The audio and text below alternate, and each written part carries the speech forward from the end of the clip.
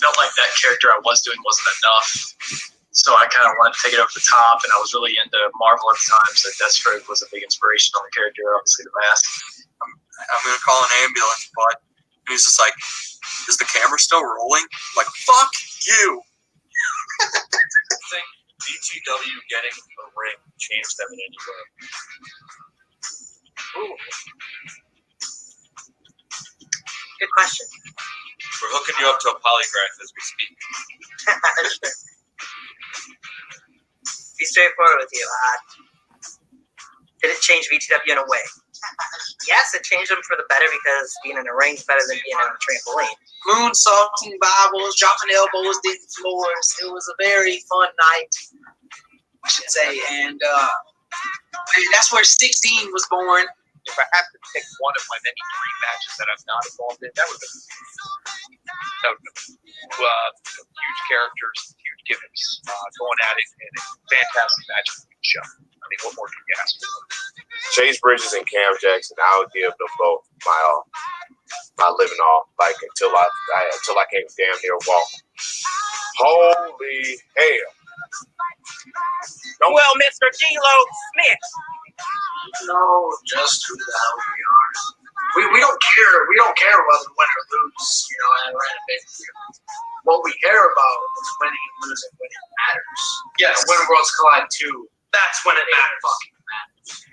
Believe it or not, we're a big family, man. We're fucking brotherhood, man. We're gonna fight, but we have each other's backs. We have each other's backs. He didn't want to lose to me because he didn't want the end of Walker to be at the hands of Everett Creed. You know, going in, you know, I was nervous. You know, all the people, having wrestled for all the people. So, you know, there was a lot of blood pumping, a lot of stress. You know, but it turned out wonderful. You know, those guys I have a lot of respect for. I showed up to the match freaking drunk, and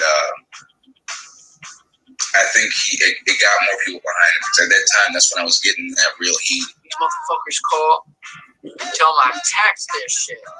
The wrestlers, they think that long automatically equals classic.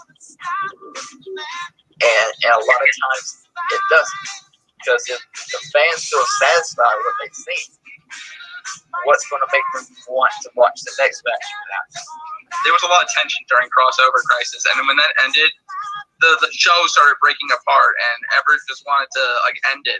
And I was the one who said, no, let it keep going. Guys, we got a problem.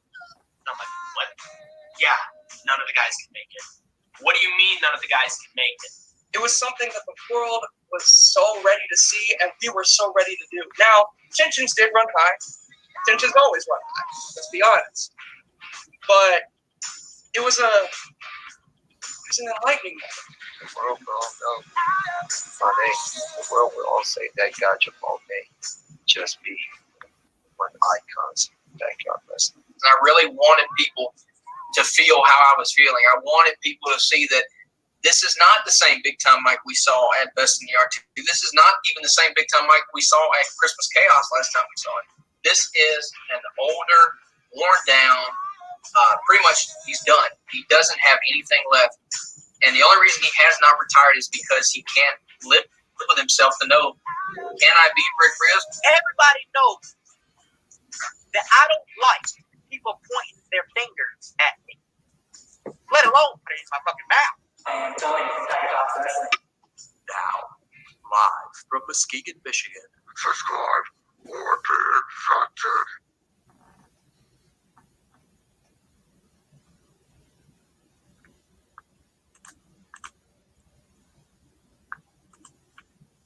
Welcome into Tiger Talks Wrestling. For the very first episode of 2021, we are here with my first guest of the year, the current DBW World Heavyweight Champion, the Unkillable one himself, Mr. Adam Anderson. Welcome to the show. Oh, thank you for having me, Tony. It's been a long time coming. I'd say about 2 years now we've been talking about this, and it's finally happening. That we have been. I see we got a couple comments in the comment section. You happened to mention you were first to comment. Yeah. Mr. Awesome says I taxed their shit. He should have. Thank you, Mr. Awesome, of course, for that opening video you guys see at the beginning of most of the shows here, as always. Let's dive right in, shall we?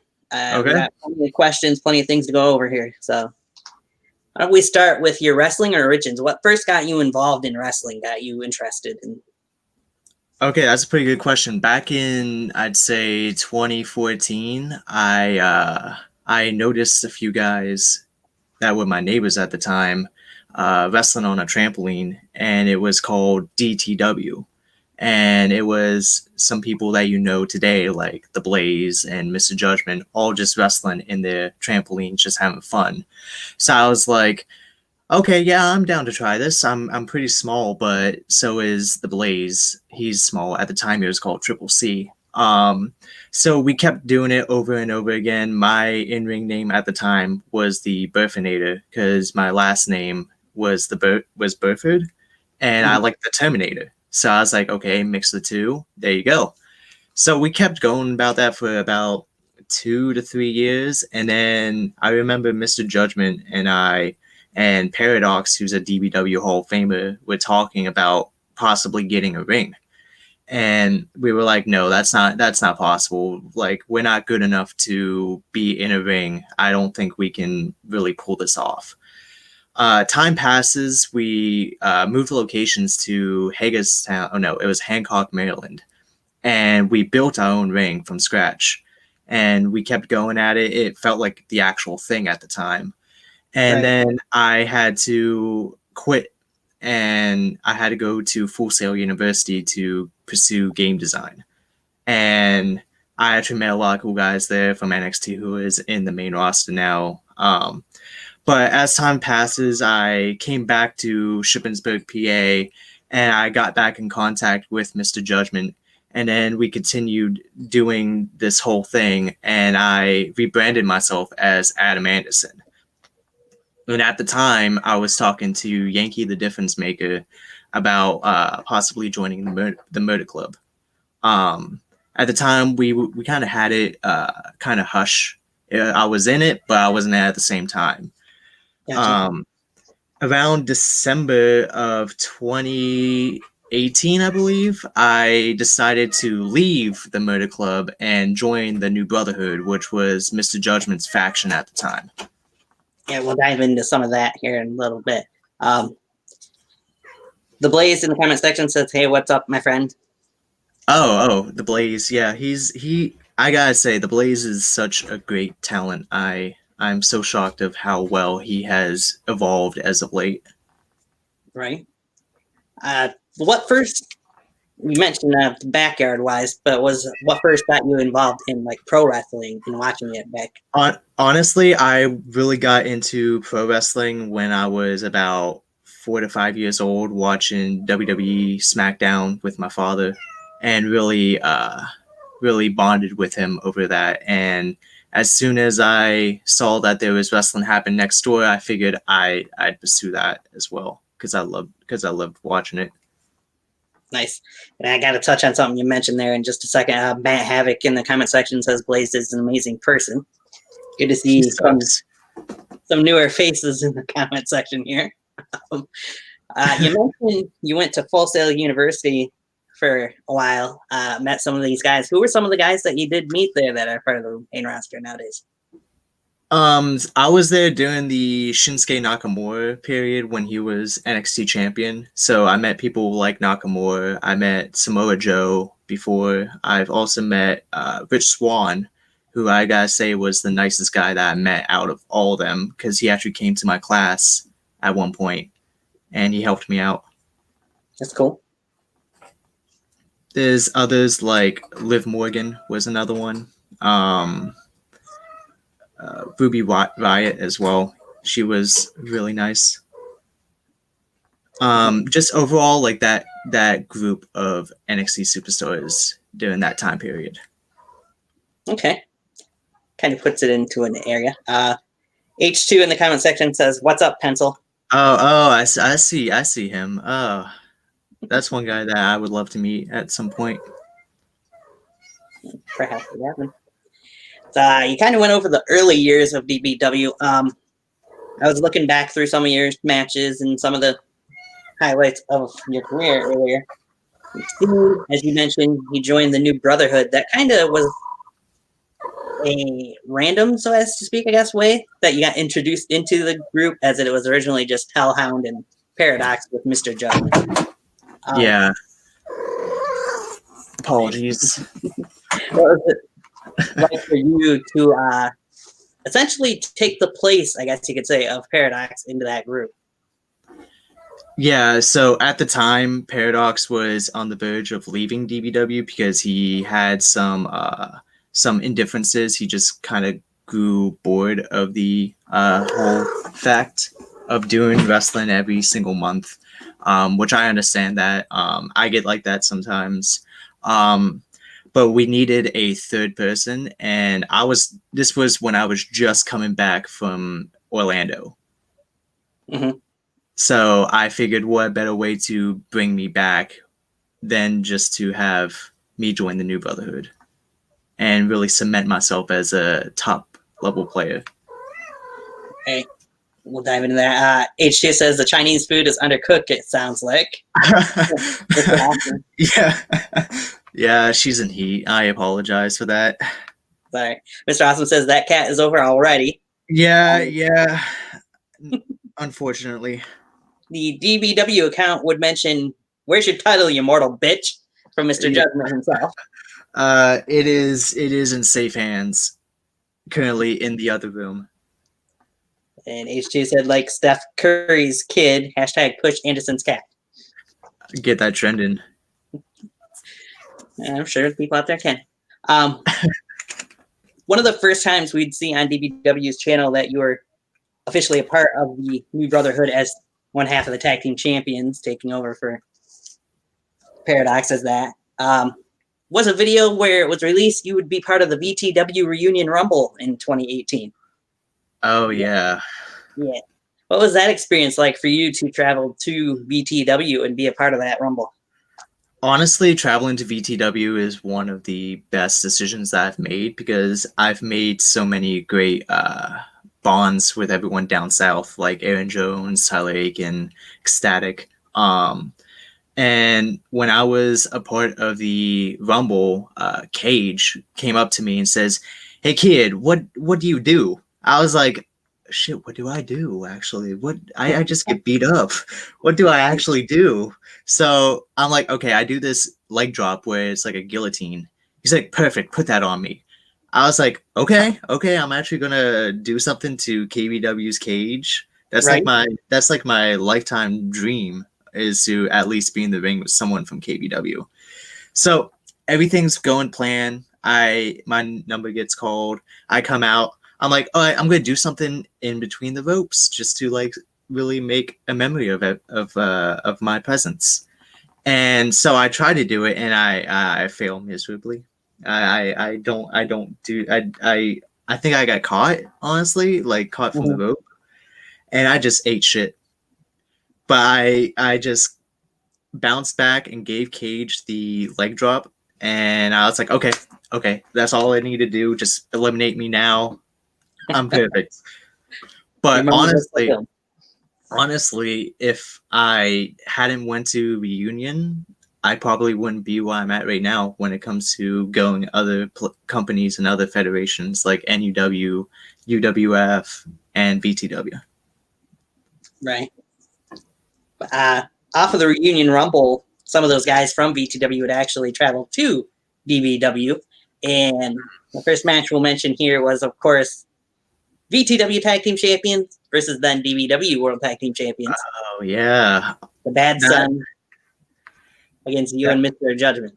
That match was probably one of my favorite tag team matches that I've ever done at the time because coming in, I was extremely nervous because of how well experienced they are compared to how less experienced I was. And when we got to the back, we were talking about certain spots, and I remember they wanted to sword fight me at one point. And I was like, fuck it, why not? Just sword fight me then. And then I remember there was one point where Ecstatic was doing his submission into the double stomp onto the back. Yeah. And he told me to move out of the way. So I did, but I timed it so well that it twisted his ankle and caused him to fall as well. Ooh.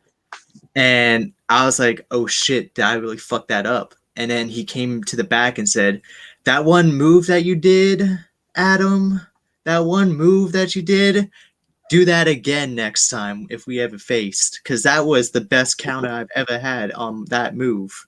Nice. I was like, accidents happen, and it was a perfect accident. Best way to describe it. It was definitely a very fun match to watch. Of course, at the end, Judgment gets you guys disqualified. But oh, yeah. Filth. Taking out people. You guys would go on. That was, of course, Total Domination 3. Go on to Revelation to face Future Industry, RJ Carnage and the Blaze. Retain over those guys. But as time went on, Mr. Judgment would end up being in a triple threat handicap match because you ended up getting injured. Oh, yeah. Status of the injury wasn't really put over the greatest, I don't think, in that match leading up into it. But Scorpion and Will Powers would win the tag titles that night. Mr. Judgment had no help, so he was kind of outnumbered there. Bounce Chaos also involved in that match. So we'll move on. I kind of skipped a little bit of something there, but leading into the next match we'll talk about is kind of based off of when the New Brotherhood originally debuted, I guess you could say. You weren't a part of it at that point, but still, they helped Mr. Judgment beat Navon McDonald and oh, yeah. try getting him on the cross. Leading into Novin, of course, somebody who will dive into much more with you later. Going up against Mr. Judgment in the first ever Crucifix match. What did you think of their build going into that match? Not only that, but the fact that you and Hellhound, of course, were outside the ring for that match, and we'll dive into what happened during the match as well. Honestly, the build between Mr. Judgment and Novin was something that I personally enjoyed myself. Like, I messaged Judgment personally and said that was probably the best promo he's ever done at that point. Just the whole build of him taking Tabitha and exposing Tabitha as his only power source. And leading into the match, I had a feeling me and Novin would clash for the first time there. And the spark between me and Novin was something very special that I had to really capitalize on. Hence, as we talk later on about later Novin encounters, which I tend not to want to remember. Good reason. Overall, I think that match was easily in the top 5 of Mr. Judgment matches that I've personally seen put in person. Of course, during that match was where you and Hellhound would turn your backs, or whatever way you want to put it.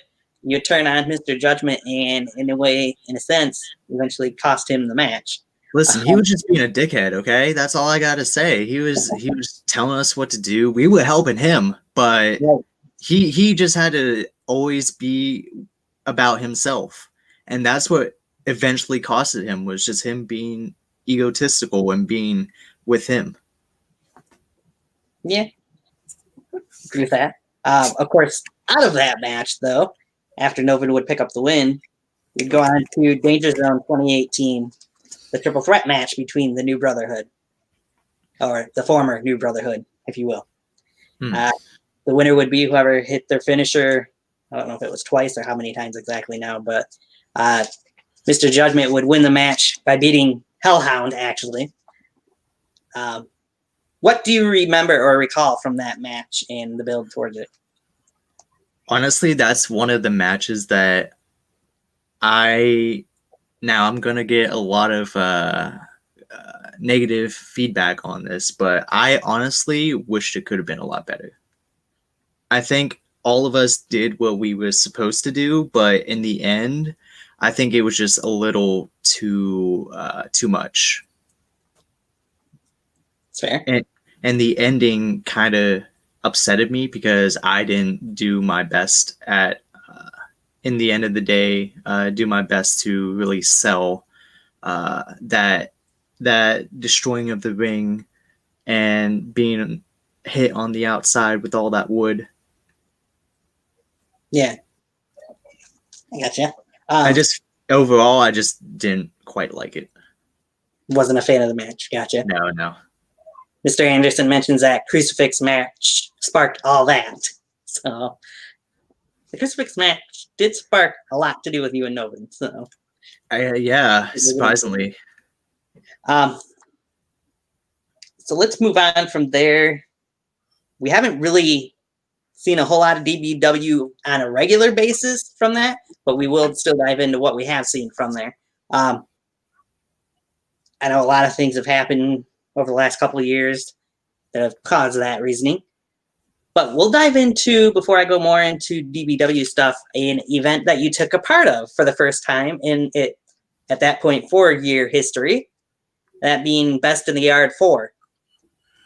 What was the trip down there like for you, for one, and then to be in the pre-show with, of course, well, I put the wrong name in there, I'm sure, but being on the pre-show in action anyway.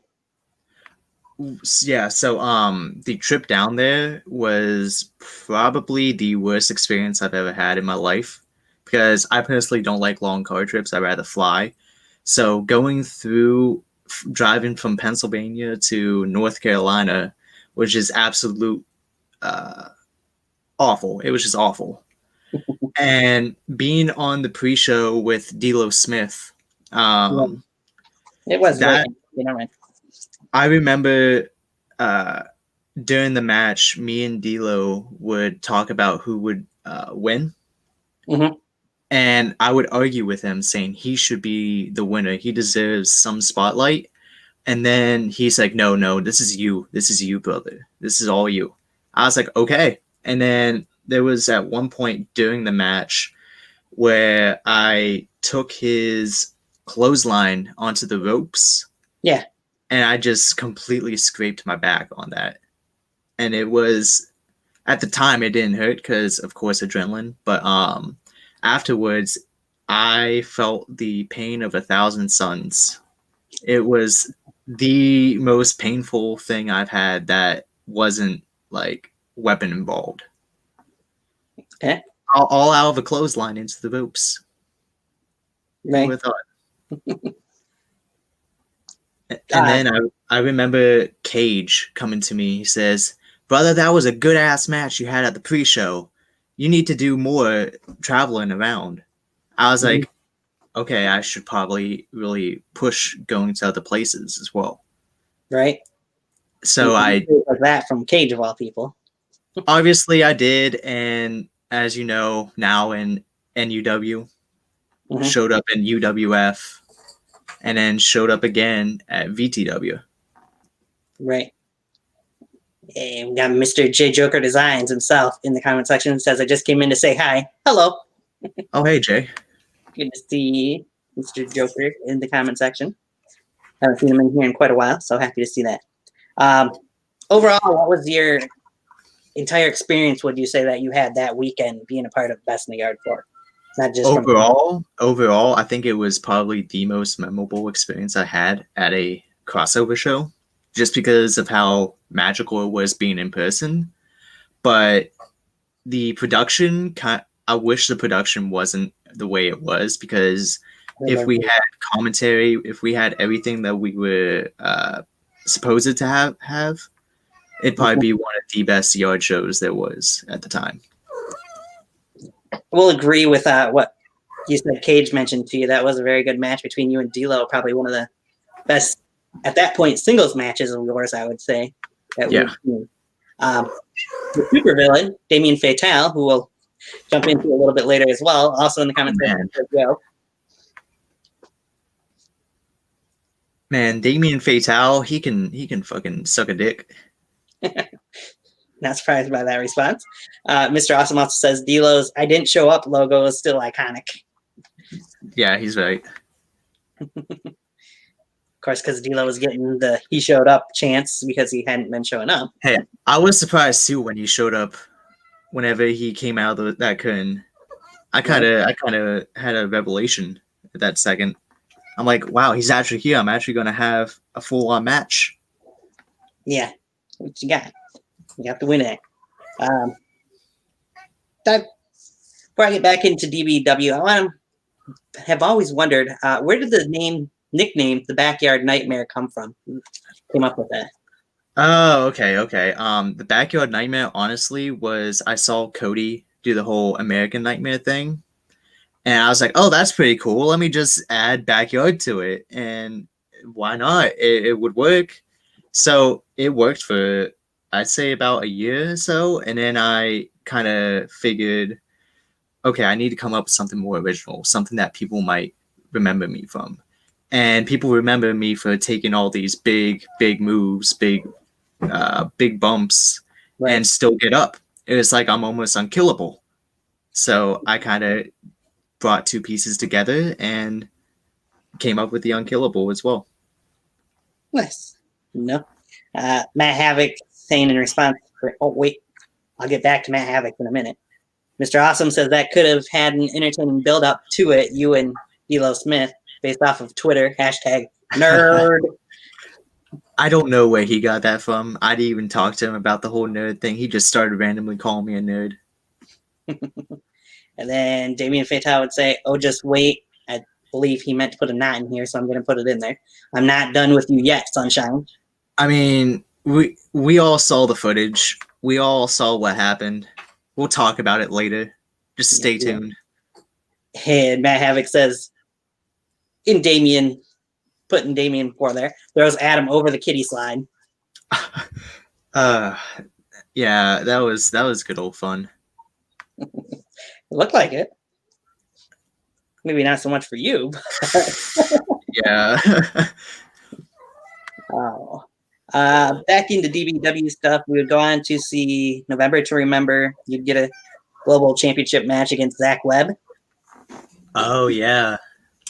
An interesting match, which saw, I'd imagine at the end of it was supposed to only be one faith breaker for Zach to pick up the win, but the referee did a good call there. Your shoulder was up, so you take a second faith breaker before losing that match.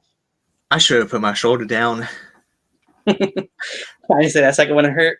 Yeah. I was say, it looks like he put a little more emphasis into it, honestly. Yeah, I'd say Zach Webb, in my opinion, is one of the nicest guys that I've ever met in the community.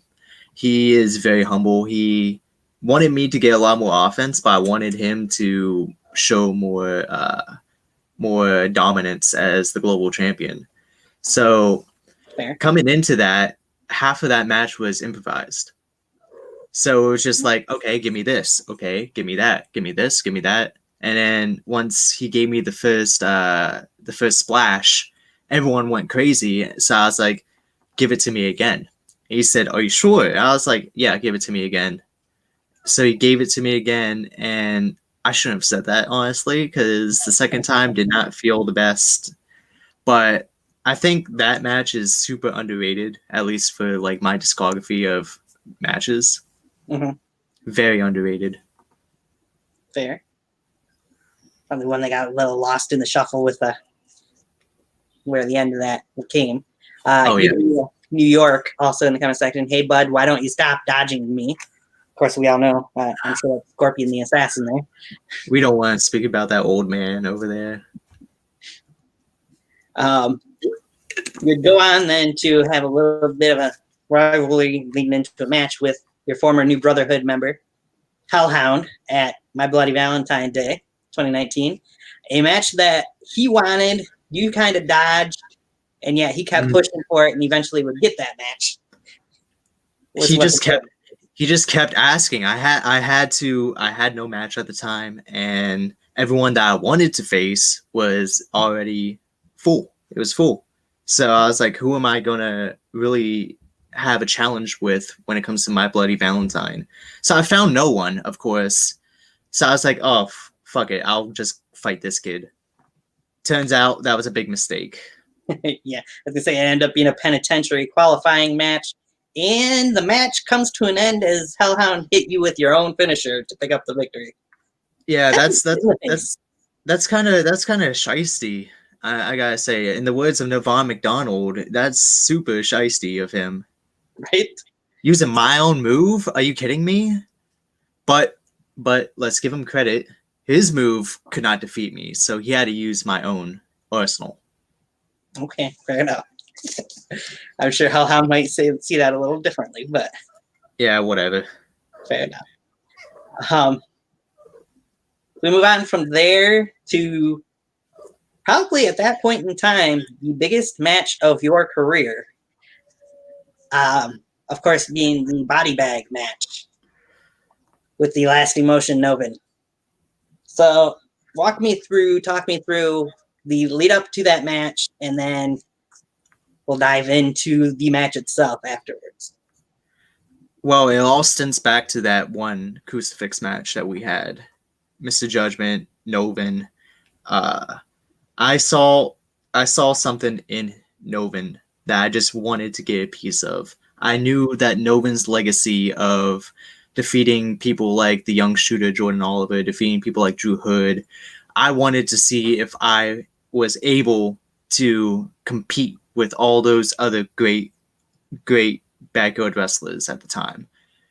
So somehow I was able to conjure up Novin again to come back to DBW. And as you saw, some things happened at the end, which I made that call right before the match, asking two of my most trusted brothers at the time to come and aid me if I needed it. And as Mr. Awesome mentions, you touched the sacred Tabitha. I've done more things with Tabitha than he'd possibly imagine. Oh, Lord. As the match would go on, we'd see Novin would have the offense throughout, I would say, the majority of that match, as Novin typically does in most of his matches.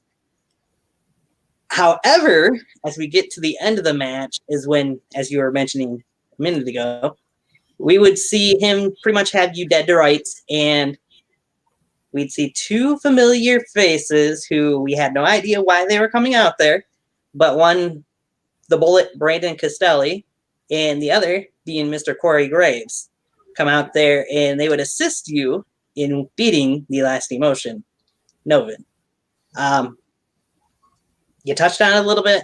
Give it to us a little bit further. What exactly led in to this formation of what we would later find out to be called the Dawn's March?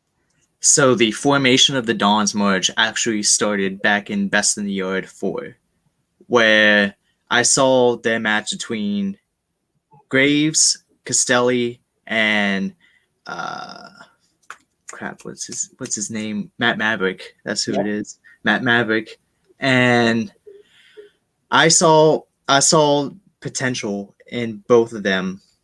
And then I came to Total Domination and saw their match for the World Extreme Championship and knew that those two need to be in the Dawn's March. And what better way to debut the Dawn's March is to debut it when we place Novin in that body bag. And we do it all under his view, his supervision. Right. Now, everyone must be wondering who is this him, this mysterious figure I always talk about when I'm with the Dawn's March. And put it to shorter words, he is our leader, essentially. He is the one who gives us these bounties to go against these certain people. He is the one that saw me win the World Championship. He is the one that saw me help Brandon Castelli at the end to win his Anarchy Championship. He even saw Corey Graves win the World Extreme Championship. Fair. Even we'd see those happen. We move on from there. Kudos to you for being one of the few that have beaten Novin, whether it be with help or not. Start off with that. You'd go on to Judgment Day 2019, triple threat match, Matt Havoc and Cyrus. You'd face for the then vacant Anarchy title, with Cyrus cashed in his number one contender's title. Match didn't go your way, that's for sure. But Cyrus picked up the win over Matt Havoc, who you would toss into the pool. Those might be a little bit out of order, perhaps. I don't know. Positive. I do want to touch on the Matt Havoc Anarchy Championship match. Originally, Cyrus wasn't even supposed to be in it. Sure. It was originally going to be David Lowell. Okay. But David Lowell didn't show up. So we needed a new option. And I thought it was just going to be me and Matt Havoc. It was just going to be an easy victory, you know.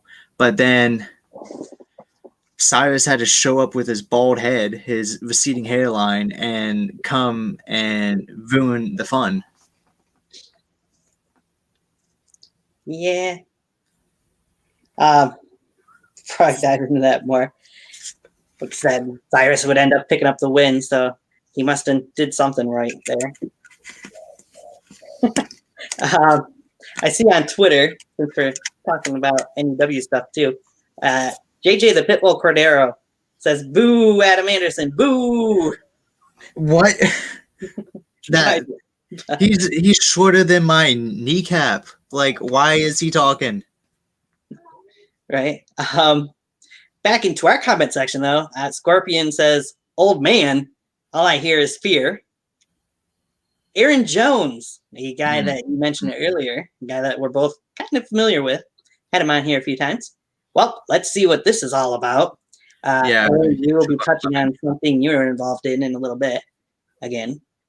And Matt Havoc says David Lowell fears us both, is why he didn't show up. Agreed. I don't know if that's the case, but hey, we'll go with it. Move on from there. You mentioned you were in VTW a couple other times. I didn't really go back to VTW-wise stuff too much, but we will touch on another VTW event here towards the end of the show. You would go on from that Judgment Day match to Danger Zone 2019 in another championship match. So you're getting these title matches after you beat Nova, which is saying something for you. You're not winning them, the first couple anyways. We'll dive into the ones you do, but this one being, of course, the TLC match in the main event for the Global Championship against, we were talking about earlier, the Blaze. Walk me through that match, what you thought going into it, and the end of it where you got knocked out to two tables, and the Blaze jumped on you twice and couldn't break either one of those tables. But it looked like. So that match, going into it, I remember the Blaze came up to me and he was very nervous at the time because we had planned all these things that we were going to do. And he's like, "What if I forget it?" And I'm like, "If we forget it, then we can just improvise." So getting into the match, I remember, I think honestly, that's up there as like one of my favorites that I've done just because of how versatile the Blaze is. He can lift me, which he can do power moves and etc. I remember at one point I taped some Tide Pods to a steel chair because I saw Jordan Oliver do it in CZW, and I was like, okay, I'm gonna do that. I like taking people's shit. So he hit me the first time. The Tide Pods exploded. Well, a couple of them. And I was like, do it again because it didn't look good enough. He didn't put enough force into it. So he hit me again, and honestly, I'm glad I did the Tide Pods because if there was no Tide Pods, that shit would hurt like hell. But he hits me with Tide Pods. I go onto a table, and he climbs up this fucking house, this crazy child. And I think the greatest perfectly timed moment happen at that point, because when I told him "fuck you," he instantly jumped and hit me right in the chest with his double foot stomp. Right. And I remember throwing a table at the referee, which was convincingly, he looks like Zach Romig, which I don't know why everyone thinks so. But I threw a table at him because I was a little upset because the match wasn't going as planned. And I started climbing those ladders. The Blaze pushed me off onto that table, and it didn't break because I don't weigh as much. What do you expect? It doesn't break. Right. So the Blaze, his smart idea was not to grab the title, but to jump on me and land on my dick. Yeah. And that was the worst experience I've had in my life. Imagine. And then he jumps again. Off of crowd encouragement, might I add. What is wrong with him? But honestly, overall, I loved that match. I always watch it to this day. Nice. That's something for Blaze there. I know he's been getting some bigger matches. So we got 2 more comments to go over in the comment section before I move on. Couple more, correction. What is Adam's favorite fruit and why is it a lemon, from Aaron Jones? I got a story about that lemon thing. So, best in the yard for the main event, Mr. Judgment versus Aaron Jones. As you all know, the New Brotherhood was involved in that match. Mhm. Aaron Jones comes up to me and goes, "Hey, Bubba, you wanna take a spot?" I was like, "Okay, yeah, I'll do it. It's main event. It's the main event of Best in the Yard. Okay, I'm down for that." He's like, "I'm gonna put a lemon in your mouth and give you my finish onto a table." I was like, "Yo, what? You what now?" I was like, "Yeah, it's gonna be amazing." I was like, "Okay." And as the show progressed, there was a lot of table spots. Right. And I remember Aaron's like, "Fuck it, we're not doing the table. We're just gonna do the lemon." And then he got the lemons, but he forgot to use them. That idiot. That absolute idiot forgot to do the lemons. And Aaron Jones is right. It all started from that DBW Fatal 4-Way that they had. And I'm still waiting for these lemons to show up. I don't know when he's going to give them to me. Maybe if the barbecue happened, he would be invited and he would probably fucking stuff me with a lemon or something. I don't know. Nice. Jack Delta says the Blaze crushed the boys. Yeah, he did, Jack. It was awful. Like, who... I don't understand that kid sometimes. Right. So then we'll move on. Oh, wait, more questions there. To the biggest event of your career, I would say, thus far. Not just match, but event, show overall. Total Domination 5. Oh, yes. You would win first the #1 Contenders Battle Royal. So what was obviously a big moment for you at that point in time, knowing you could go after any championship at any time after that? What was it like for you to be in that match and then to eventually take the victory at the end of it as well? So originally, I wasn't even supposed to be in the Rumble match. Mysterion was supposed to be in my place. But obviously, I had the Mysterion mask. It was all a ruse. I fooled all y'all. I kicked his ass, took his mask, and got out there with Casey James. And me and Casey James have gone a long way. I remember I had the #1 Contender Championship the first time, and I cashed it on Casey James. Right. And failed. So I did not want that to happen once again. I did not want to fail in front of Casey James.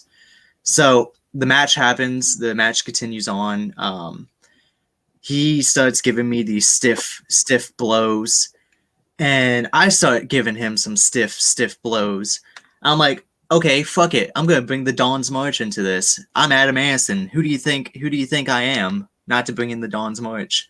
So I had my guy, Brandon Castelli, because at the time, Corey Graves, unfortunately, could not make it. blessing in disguise.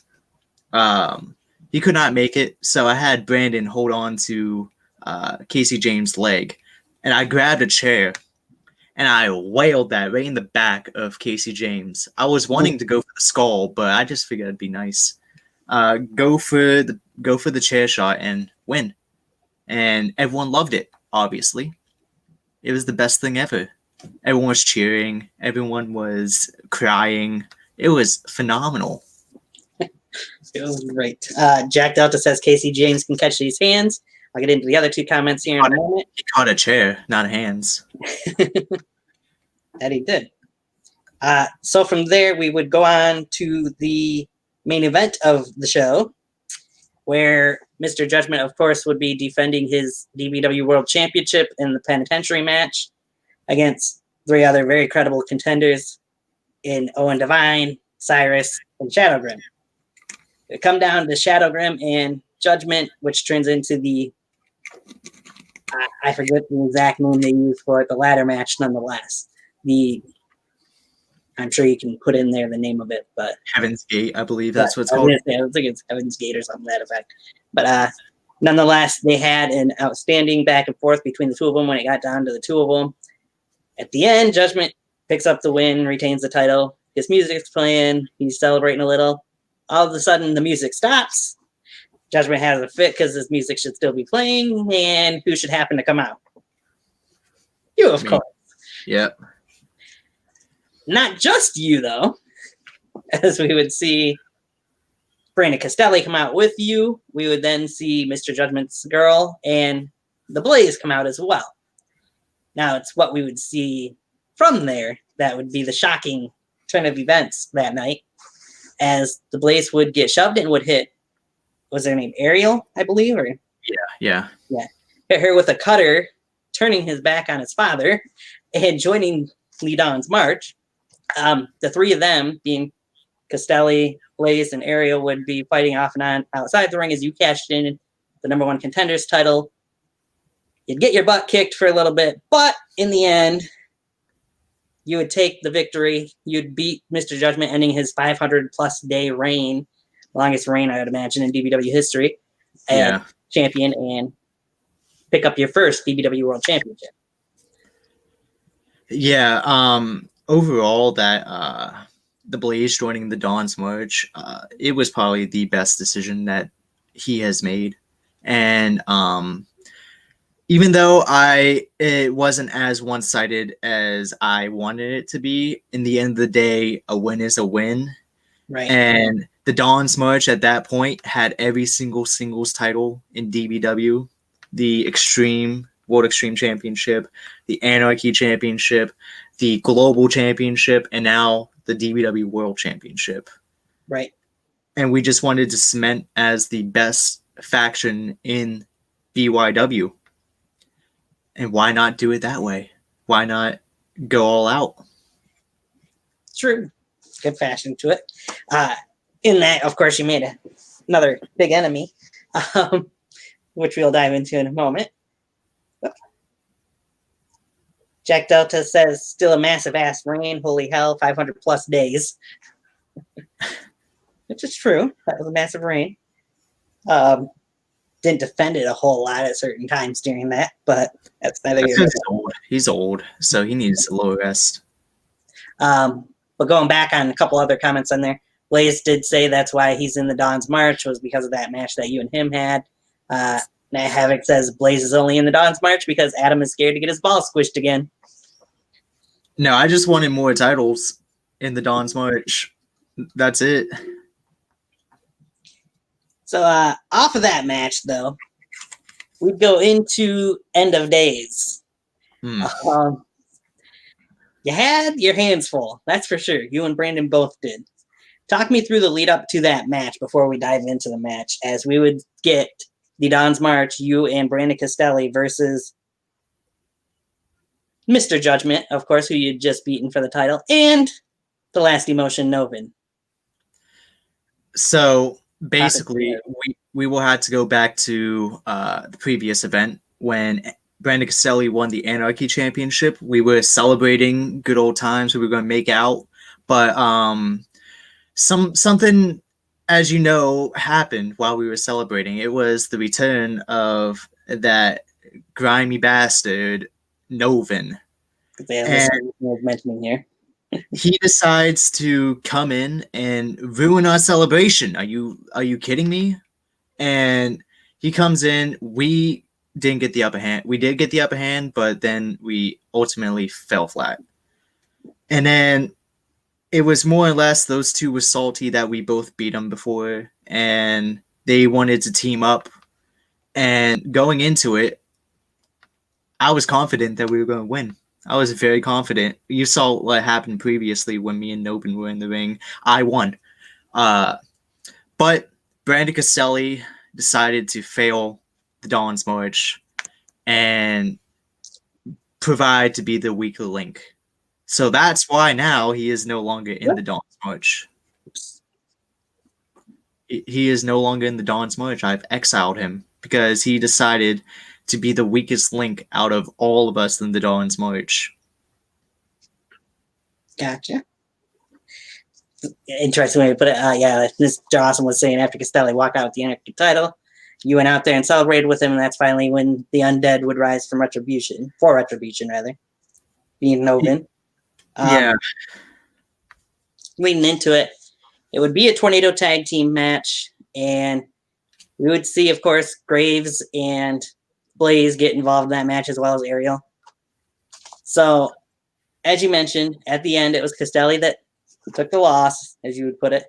Mr. Awesome says, how did you feel, though, about the match itself? The match is probably my favorite match right now. It is the most memorable, and the amount of stuff that we all did in 100-degree temperatures was amazing. I wish we would have stayed a bit longer, but it was just so painstakingly hot outside that all of us, we all decided enough is enough, and it was time to go for the kill shot. But obviously, Novin and Mr. Judgment had to get their demonic powers, or whatever the hell they call it, and rise up, give me a tombstone off the top of the second rope, and give Caselli the Judgment Slam. Yep. My body was dead after that. I bet. It was probably the most grueling match I've ever been a part of. Right? I could see that. Definitely was a lot going on in that match. The referee got taken out, and as mentioned, Graves and Blaze would get involved at times, and a lot went on during that match. That's for sure. That match opened up my eyes to see who the Dawn's March really is, and thus making some changes. Right? Because including at one point, Mr. Judgment would pick you and Adam and Castelli both up for that tombstone as well. So, which didn't look the most perfect version of a tombstone, but he's old. Castelli's fat. It's just two things. Two things added up. No love lost here for Castelli. So yeah, no. So next we'll move in to the last show that we've seen from DBW. I know you mentioned you've worked over in UWF. I haven't really caught up on UWF New York stuff that much, so forgive me if I don't mention that too much. But it's all good. The first match we're going to touch on from the final show that we've seen on DBW's channel, Judgment Day 2020, was the next body bag match that Novin would be a part of with Mr. Corey Graves. Yes. You just want to call him, but still. Graves comes out first. You and Blaze come out with him, but he sends you guys to the back. Shameful. From there, hey, speaking of the Pitbull, before I get in that, not the comment section with the same comment that he had on Twitter. Boo Adam Anderson, boo. Graves would then pick up a skeleton that was on the ground, mocking Novin with his "What's that, Tabitha?" Destroy Novin. I thought it was funny. It was kind of funny. I'll give him that. I very much enjoy Graves for the most part, and he's got his funny moments and is a really good wrestler. Improved more now than what he used to be, in my opinion, still too. Oh yeah. Of course, he was the last guest I had on here last year as well, but that's besides the point. Anyway, that makes 2 in a row for me. Well, the other one's not getting on because he was already on here. Yeah. But anyhow, Novin would come out with Tabitha, of course. What's that, Tabitha? Instead of destroy Corey Graves, body bag Corey Graves, because he can't say the same thing Graves did. Oh yeah. They'd go on to have a brutal match back and forth. At one, we would see you and Blaze get involved, but at one point during the match, the action would be outside the ring. Novin would pick up the ring bell, smash Graves, and busted him wide open. Things didn't look good for Graves at that point in time. Yeah, I'm squeamish, so I saw that blood and I was like, oh dear Lord, no. I was gonna say it sounded like one of the announcers was a little squeamish too, and but the guy for some reason looks a little bit like a Casey James. I don't know why, but yeah, it's kind of weird how all these people look alike. I know, right? But nonetheless, we would see, as I mentioned, you and Blaze get involved. Look like things were going to happen the same way they did between you and Novin, where it was going to be all over for Novin. Graves would hit a splash, I believe it was, off a ladder onto or through a table, onto Novin through a table. You guys hit pretty much everything you could on Novin. He just kept getting however, he would keep getting back up, including Graves hit a Last Rites tombstone on Novin, which he immediately sat up from.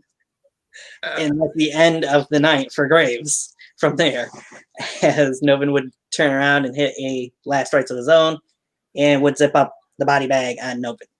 I had one problem with this match, to be honest. What is it? After the match, more so than during it. I really enjoyed the match, but to see you and Blaze get back into the ring to check on Graves right away after Novin had supposedly taken you guys out, and just to see Novin kind of stand there and a little tiny bit of a stare down, nothing after, nothing else, just him letting you guys go after the feud you guys have had. The Dawn's March and Novin saga is not over. That's my issue with it. I figure it's not over, so we will see each other again in the future. When will it be? Who knows? It might be next Total Domination, because it seems like all the Total Dominations, me and Novin seem to be together, and maybe even in 5 years from now. You never know. True. Fair enough. But I have some remaining grudges held on Novin. I want to see Novin one last time, 1-on-1, me and him. Fair enough. Mr. Austin says, how do you feel about the current full circle story of the Dawn's March and Novin? It's an everlasting, endless circle of mutiny, shystiness, and guitars. As you saw during the Graves versus Novin, we saw a bit of the Blaze taking Tabitha. Yes. Again. Maybe we might have to do something to Tabitha to get Novin back. Maybe we might set Tabitha on fire. You never know. Cool. Yeah, it would be good. It's like a couple minutes of this stuff. The Pitbull in the comment section says, we have unfinished business, Anderson. Don't forget. Oh, yeah. I'll tell the story here because it's not out in the public yet. I don't know when it's coming out, but during the time I went to WCF, I had a match with JJ Cordero, and it was a tag team match. It was me and I forget who I was tag teamed with, but it was Romig. It was me and Romig versus Cordero and the Dark Side for a tournament crowning the new WCF tag team champions, I believe. And me and Cordero have some great chemistry together. And I do hope me and him go back in the ring again and finish this unfinished business. Nice. Interesting note to know there. Mr. Awesome, rather, says the new layer keeps getting added to the you and Novin feud. It'll never end. But backing off of that, the main event of said Judgment Day 2020 would see you defend that DBW World Championship for the first time against I believe he's former WCF champion. Yeah. Damien Fatale, the fucking supervillain. Quite the interesting match. One where the Unkillable name would really come to fruition, I guess you could say. As Fatale took it to you quite heavily throughout that match. Walk me through. There wasn't a whole lot of build going into the match, I didn't feel like. And there was probably a little bit here and there, but walk me through the match itself and how things went with you and Damien Fatale, of course, eventually leading to you picking up a rather quick victory at the end there, out of nowhere almost. So my goal when I was going against Damien Fatale, he beat Shadow Grim, the Necro Butcher fucking slaughterhouse, pepperoni and nipples having ass. He defeated Shadow Grim.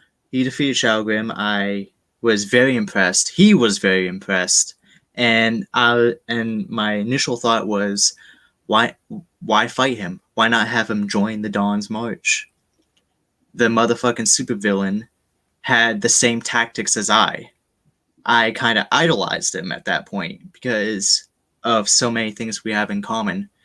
So I put out the offer in person, no Dawn's March, no nothing, just me and him. And I asked him, would he want to join the Dawn's March and achieve success where he would never achieve the success in DBW? He accepted, okay? He accepted. I was like, let's go. No DBW Judgment Day main event. Perfect. I get to go home. And then that motherfucker had to choke me out in the middle of the entranceway. Mm-hmm. So going into the match, I had one goal and one goal only, and that was to prove that I was a fighting champion compared to such strong opposition at the time. The match was I'd say it was pretty even for me. I won, so I'd say it's even. And everyone was telling me, no, Damien Fatale won that. But obviously, if you see the footage, his shoulders were down. 1, 2, 3. Me, the winner. We're not going to talk about what I did. No. You tapped out. No. Yes.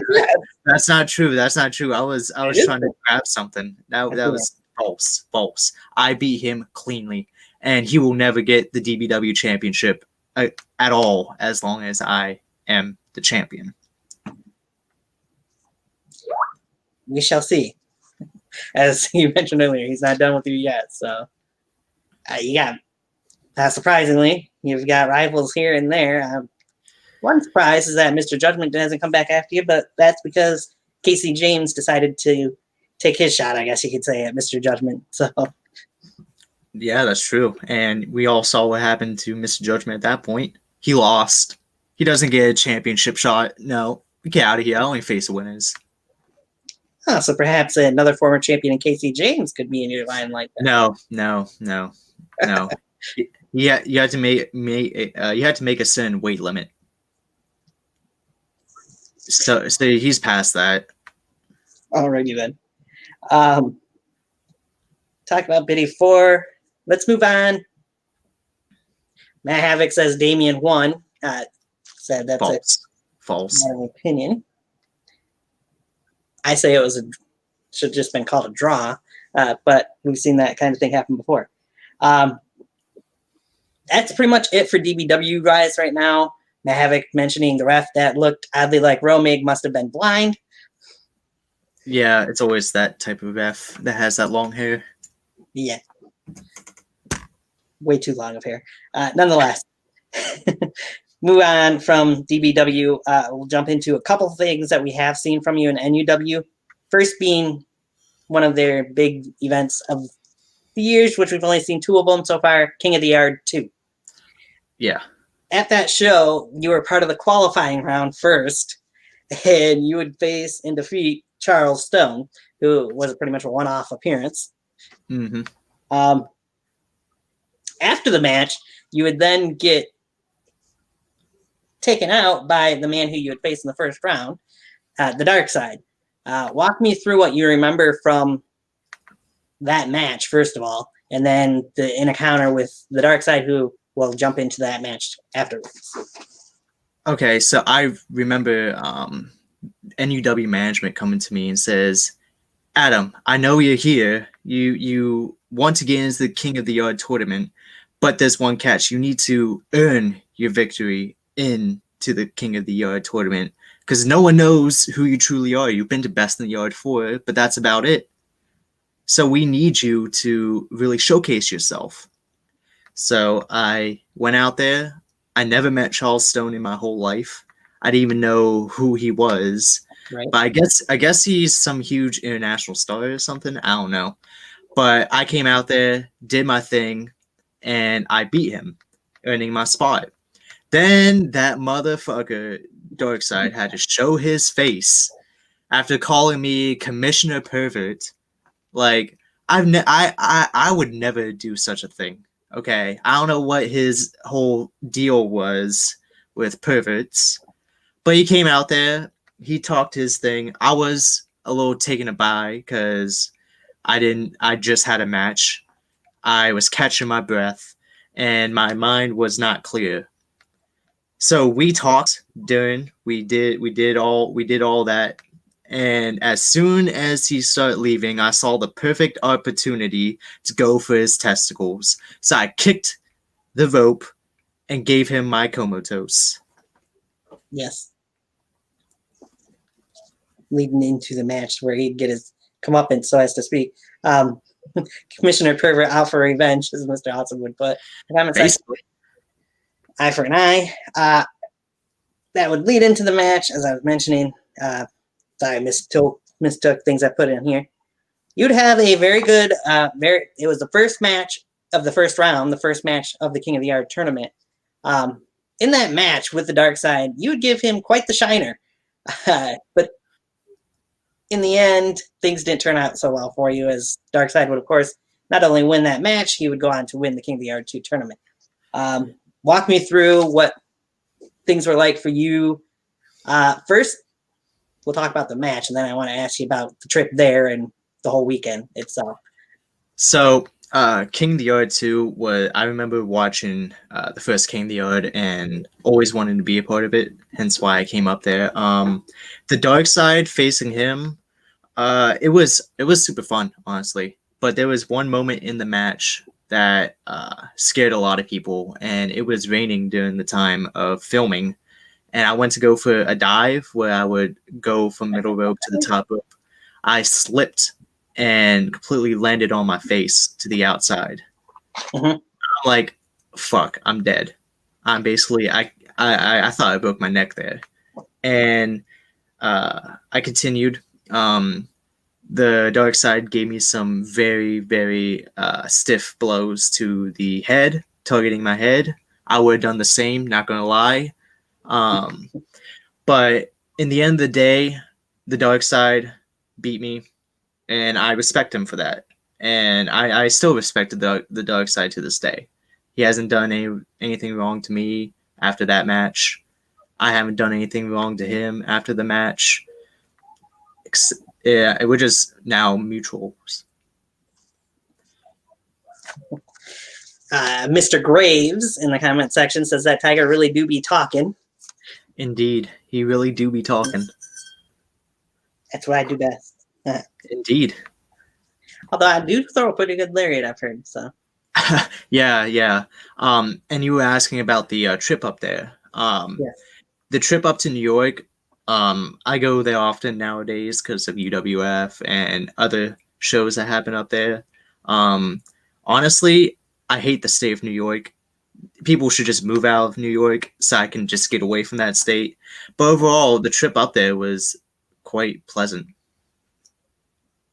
That's good. I'm sure it was a fun weekend for you. I know for management there, they've told me in the past it was quite a stressful weekend for them. But yeah, it was definitely a very stressful night. A lot of things added up, and what was supposed to be one of the biggest tournaments in BYW really unfolded and kind of dissipate. it turned out great for what was the cards they were given, in my opinion. Oh, yeah. Two other times that we've really seen you in NUW, first being Slaughterhouse episode 19, you and Brandon Costelli representing the Dawn's March went against the Balance of Chaos in the #1 contender match.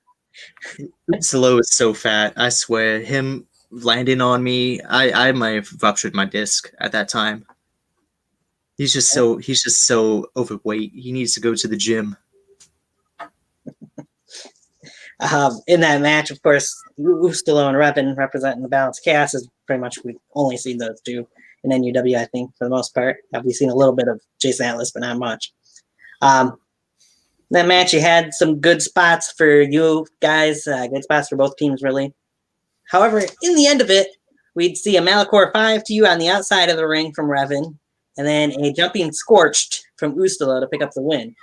Of course, it had to be me. You know, I always had to be the one that always takes the blunt of everything in the Dawn's March. Yes. But overall, that match surprisingly was a lot better than I thought. It was the first time I really worked with the Balance of Chaos. And overall, I think the Balance of Chaos versus the Dawn's March need to happen again. Fair enough. I wouldn't mind seeing it again. So, move on from that to, of course, the most recent time that we've seen you at NUW, being Fight for Freedom 2. You're part of the kickoff show, the pre-show, whatever you want to call it, in the Fatal 4-Way Guts or Glory match to determine new hardcore champion. Oh, yeah. In there with, of course, Evan Blake, the man who would eventually win it, the investment Clark Williams, and Logan from WCF. You took quite the beating at times from pretty much all three of those guys. Basically, you got it was me coming back from the COVID incident where I had COVID. I wasn't really up in my game because I was still recovering from being sick. I tried to rip Evan Blake's shirt off, but obviously his shirt is like titanium. It's not possible to rip it. Logan for the fans. Logan was a real surprise to me. I never really watched Logan wrestle before. I think I seen him on one WCF show whenever I was there facing Cordero and the Dark Side. And he really impressed me at the time. And then once he came out there and gave me that spear to the outside, I said, "Oh, I'm not impressed anymore. You suck. You suck." As for Clark Williams, he is probably the best backyard wrestler right now, other than a few others currently competing. Clark Williams is probably in my top 3 favorite backyard wrestlers out there to this day. So facing him was a huge honor. Fair enough. Mr. Osman says, "Oh, I called this man almost dying." As he called Yeah, you did. I saw that.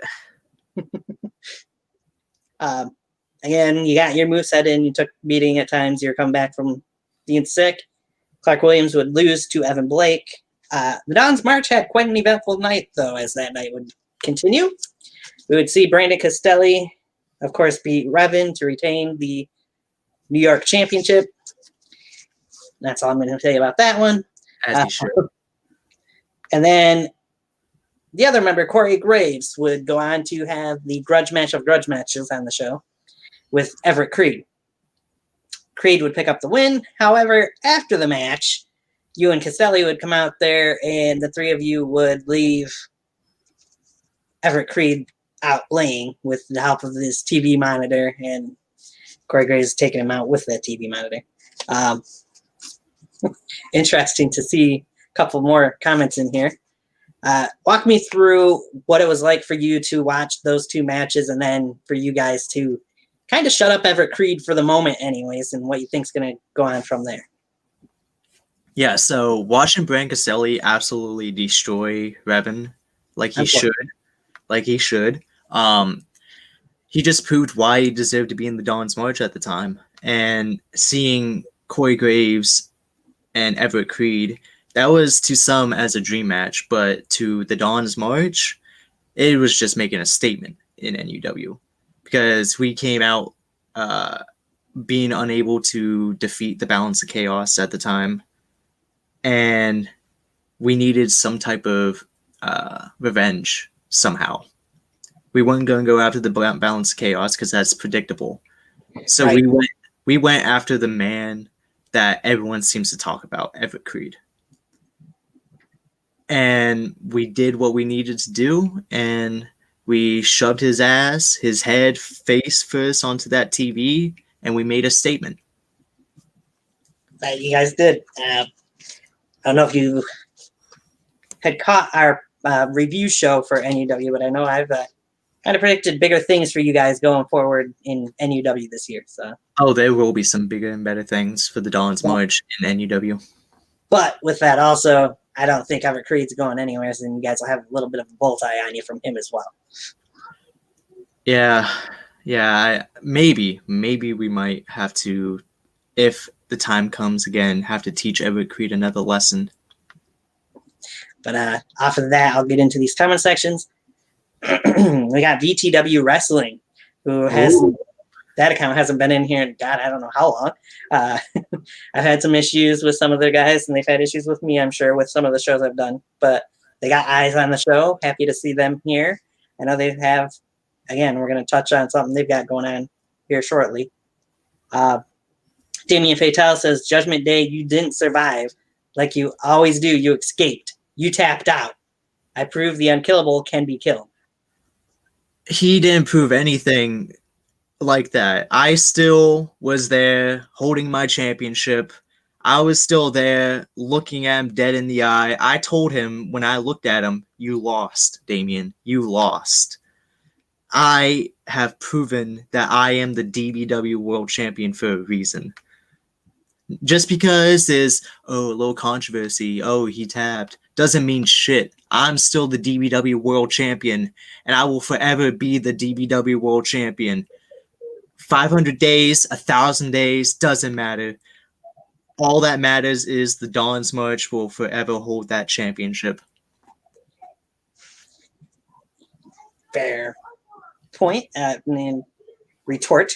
Mr. Awesome says, is Everett Creed one name on them contracts? That's that higher power. He definitely is up there, but he is not in the least of our concerns. Our concern right now, when it comes to NUW, is winning the NUW Tag Team Championships with me and Graves. All right. So that pretty much goes over the majority of your backyard wrestling stuff. We'll still got another show I want to talk on, but I'm going to get into some questions I've got first. Okay. Top 3 favorite backyard wrestling theme songs. Oh, that's really good. I think the first one is, it's definitely a name not a lot of people like to hear, but I really enjoy Jason Walker's theme, Go Back to Sleep. As you know, the Dawn's March theme song is a remix of that, as a little fun fact. Number 2 has to be Mr. Judgment's Prophet theme song, whatever you want to call it. Nice. And number 3 has to be Aaron Jones's original theme song. Right. The one that's like every soul, something stitch of a soul. That he played at Best in the Yard for. Yes. That's up there.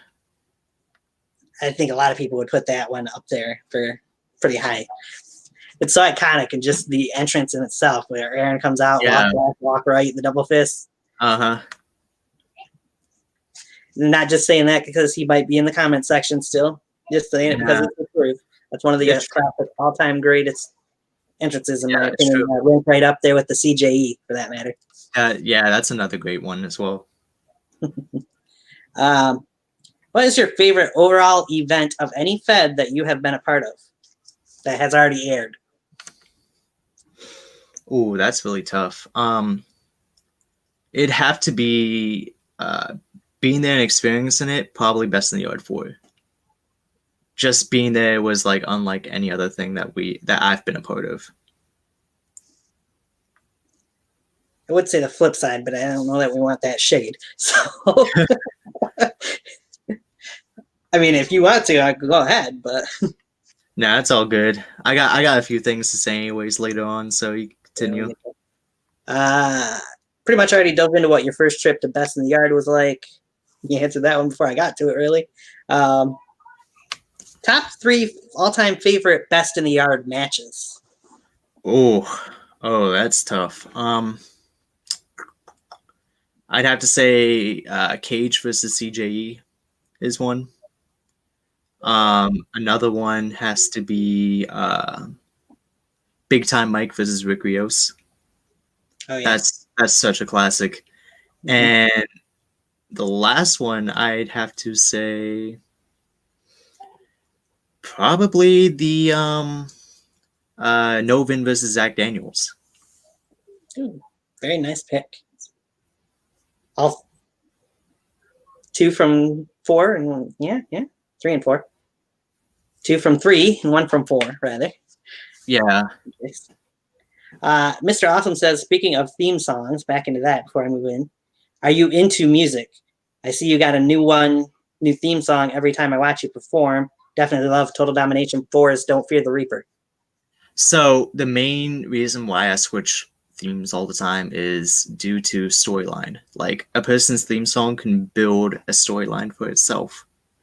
And when it comes to that particular theme song, I wanted to really emphasize the dark tone that I would set, and using one of the songs that Novin has, Novin's the band that Novin's theme got played on, utilizing one of their theme songs as well. And I figured that'd be the best thing for me against him. Nice. All right. Next question. Kind of dove into that one already. Had to put in, for those unaware, how did the name Adam Anderson come about? Maybe you can dive into it a little bit more than what you did earlier, though. Yes. So it's actually pretty simple. I was talking to Yankee, the difference maker, and it was during the time when I was trying to join the Murder Club. And he's like, hey, listen, the Burfinator don't work. It don't work. You gotta come up with something else if you want to join.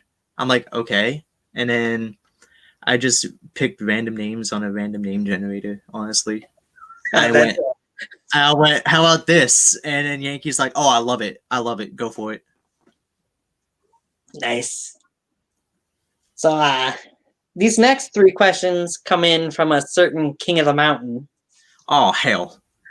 So he wants to know, what are your thoughts on the Cameron Jackson versus Devon McDonald last man standing match from Total Domination 2017?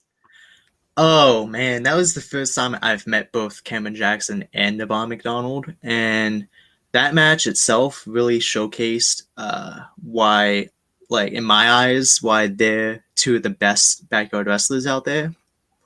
It was definitely grueling. That belt that they used was insane. Mm-hmm. And I remember at the time, it was probably the most memorable matches that I've seen. Definitely at that time, because I'd never seen a backyard wrestling match like that in person. Right. That's an interesting question. I got to get into that one here in just a second. I know I personally enjoyed that Cameron Jackson and Devon McDonald match. It's been a little while since I've seen it, but that match those 2 had was amazing. Oh, yeah. I remember a long time ago when I was in Full Sail still, I remember Cameron Jackson actually hitting me up and saying that he actually watched my stuff. And I was like, wait, he watched my own wrestling? Are you kidding? Who watches my stuff? Like, seriously? And then he was saying he liked it. And I was like, that's like a huge honor at the time, because I've always watched Cam wrestle at like UWE and then go to other companies and perform there. So having someone like Cameron Jackson message me that early on really made me realize maybe I should go back to it after school. It's definitely high praise from one of the guys who many would consider one of the best or the GOATs or whatever you want to call him of this version of BYW, Cameron Jackson. I mean, Cam was one of them I talked to about starting up this podcast. So, yeah. He's such a guy for that. So, somebody you definitely want praise from is Cam. Mm-hmm. Cam and Cage both, as you mentioned earlier. Cage, somebody as well. Mr. Awesome, though, mentions, since we were on the topic and you mentioned Jason Walker earlier, I know you like his theme song. Are you interested in pulling Jason Walker out from the shadows of retirement? It's definitely a possibility. You never know, especially since he has his whole ranch thing. He's a cowboy now, I guess. I don't know. It feels like it. But I would definitely love to see a match between him and I. A lot of people compare me as Jason Walker. So I figured Jason Walker versus Jason Walker versus version 2 would happen. Don't know where it could happen, but I can definitely see it maybe happening. I mean, he does have his own company that's going to be coming out at some point, possibly this year. So. Oh yeah, NFW. Yes, New Frontier Wrestling. We'll see. Move on to the next question from the King of the Mountain. What stood out to you the most from Fight for Freedom 2? Honestly, what stood out the most was just all the story building that they had going on, all the interconnected stories that went on over time. And I think, honestly, that was probably one of my favorite NUW events that I was ever a part of so far. I would love to come back, of course. But yeah, Fight for Freedom 2 definitely opened up my eyes. It made me see how actually talented a lot of these people are. Because 9 times out of 10, I wasn't even really trying to get into it seriously at that time. And then once Navon tried to talk to me and everything, I started going to NUW and really started enjoying being there. So overall, it's just everything that happens is like the stories. I love a lot of stories. Like I love like the Hulk Hogan versus Andre the Giant story. I love Mr. Judgment versus Novin story. I love when wrestling can tell a story like a book. And that's the main reason why it stood out to me. Fair enough. And then the last question from the King of the Mountain. You remember before you met Navon that you made a Facebook video doing a challenge for the King of the Mountain. Oh my God. I'll do that before you answer it. Did you think we would end up having such a thrilling rivalry out of that? No, not at all. Because I think a lot of people, especially in the backyard wrestling community, a lot of people tend to like try to throw out these challenges hoping that one person would respond. And that's like my mindset at the time was, hey, maybe if he saw this video and said, hey, maybe give this guy a chance, maybe it might happen. And then time started rolling by. I met Navon. I got to really talk to Navon. And then Total Domination happened with me and Novin. And then it just really was something magical. Navon actually puts this as the best. When he's in DBW, there's a bit of a DBW magic that happens every time he steps in that ring. Nice. And I'm so humbled to have such a rivalry like the Don's March versus Novin, because that's been my favorite feud to this date. Right. Definitely been a very interesting back and forth feud. A couple things I want to bring up though. I was going through some tweets of yours today. Oh yeah, I noticed. Yeah. I want to bring up one of them once I get it brought up here. You mentioned off of Nobin's posting of no mercy, no forgiveness, only suffering awaits Graves until his very last breath. Thy rise of the dawn's march was at my expense. Thy fall shall be from the hands of the last emotion.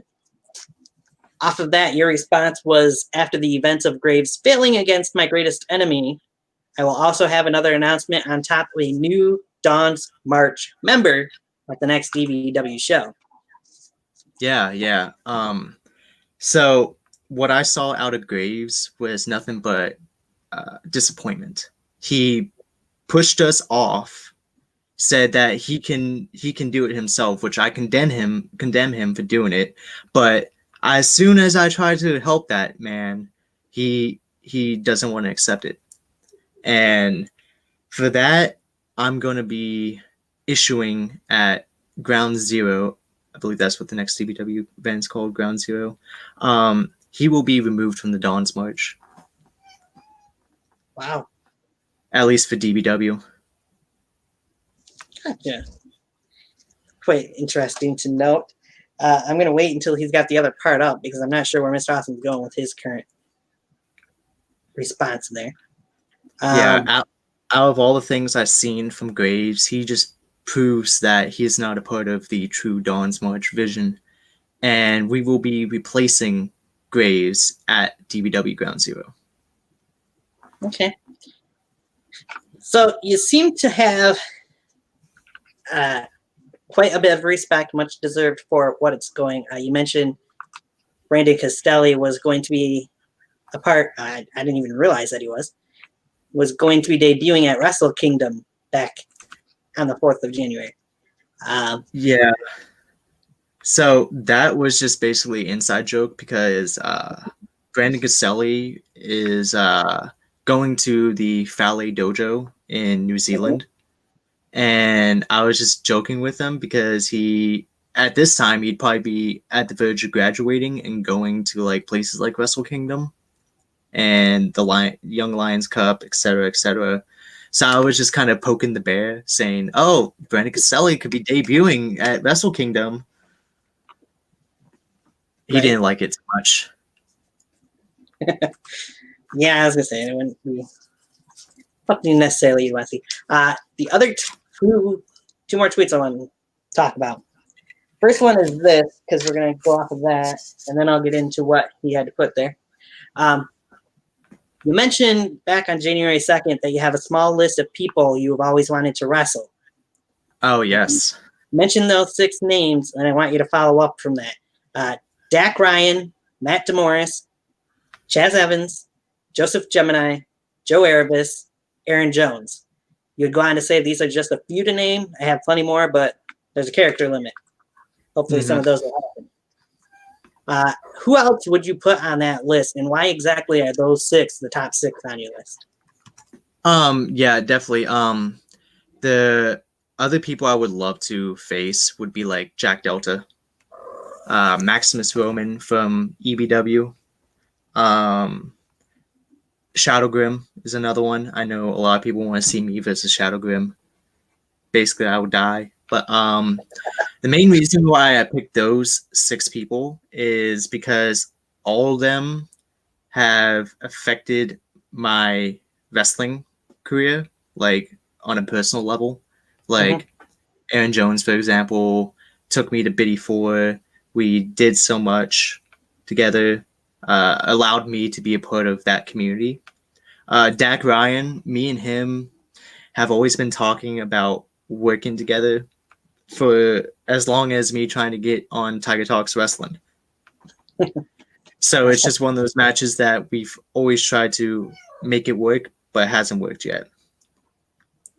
Joseph Gemini, I remember working Joseph Gemini one time at WCF in a Rumble match, which had, I don't know if you know, but Malcolm from, he's been to GTS a couple of times, but he's like a vlogger. He was in that, but I got to work Joseph Gemini in that, and I loved doing it. Who else did I say? Did I say Jason Walker as well? No, I didn't. Yep, you have him listed. You had Chaz Evans. Jason Walker was another one on my list, but we already talked about him. Chaz Evans, ever since I saw him the first time at King of the Yard and on NUW, I just loved his wrestling style. It was just absolutely amazing seeing him work and have so much charisma. Matt DeMorist, it's Matt DeMorist. I mean, who? If anyone is a fan of the backyard scene, I don't see why you wouldn't like Matt DeMorist. Me and him actually still talk a lot because I was gonna invite him to a specific event that we all know about. Zach Cobalt, I see Mr. Awesome talking about Zach Cobalt. Zach Cobalt I was supposed to face him before. I can't remember what show it was, but I was supposed to face him, but that got changed. And it was one of those matches that I still wish happened to this day because I think he's still trying to pursue being the pros with Pizza Party Wrestling. So it's just mostly all those guys have impacted my life somehow, and I want to wrestle them. Because we kind of already know the Aaron Jones thing. You touched on that. Yeah, he can choke on a lemon. Mr. Awesome brought this up, so I'll mention that, and then I do have couple other things to go over. Adam, since he won't bring it up, describe Navon in a game of Uno. Talk about the most cheating, shisty man in my whole life. I remember I was up in New York for a UWF show. I think it was for a DBW show, but it was at UWF. We played Uno, and this motherfucker had Crocs on, and he's looking at his cards. He drops his cards and goes, I don't know where it went. I'm going to just grab one more. And when he had like 2 cards on his hand the first time, when he won that, turns out all of his cards were underneath those Crocs. And he goes, how did that get there? I never had that in my life. Oh, I can believe that. I've heard some other stories about it. We had a referee, Alan Reed.